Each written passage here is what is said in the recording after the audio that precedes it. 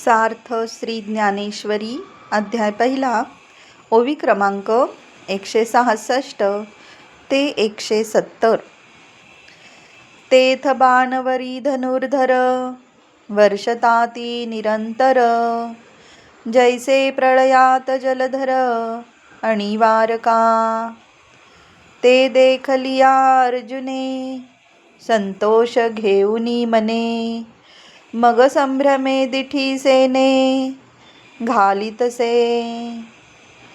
तव सामग्री तव संग्रामी सज्ज जाहले, सकळ कौरव देखिले तव लीला धनुष्य उचलिले पंडुकुमरे। ते वेळी अर्जुन म्हणतसे देवा, आता झडकरी रथू पेलावा, नेऊनी मध्ये घालावा दोही दळा।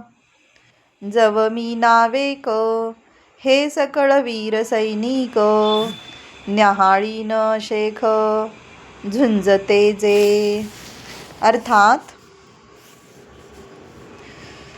ज्याप्रमाणे प्रलयकालचे दुर्धर मेघ एकसारखी वृष्टी करीतात, त्याप्रमाणे तेथे धनुर्धर तीक्ष्ण बाणांची वृष्टी करू लागले। ते पाहून अर्जुनाच्या मनाला फार संतोष झाला व त्याने मोठ्या आवेशाने सैन्यावर दृष्टी फेकली। तेव्हा सर्व कौरव युद्धात सिद्ध झालेले पाहून पंडुपुत्राने सहज लीलेने धनुष्य उचलिले।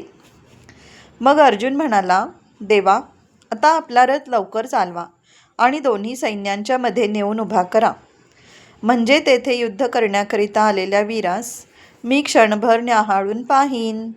रामकृष्ण हरी माऊली।